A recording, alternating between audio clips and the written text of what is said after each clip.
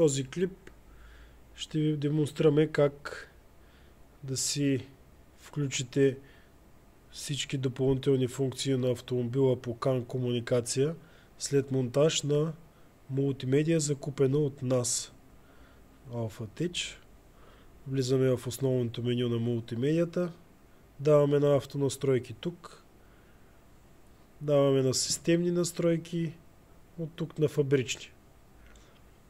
Влизаме от този бутон с случая. Той не е персонален код, а е по-скоро само за нашите мултимедии код, който е 16 17 66 99.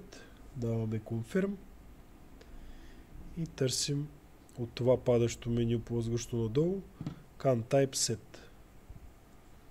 Избираме CAN Type Set тук и зависимост от това вашия автомобил с какъв CAN Box модул разполага, избираме неговия производител, да речеме Hi World, избираме Шкода, Superb, поколение, което ни разрешава на Hi World е това, даваме AL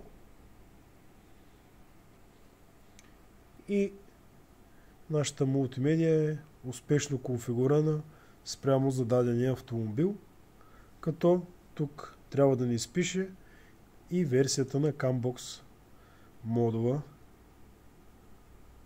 в автомобила. Надяваме се, че сме били полезни с този клип.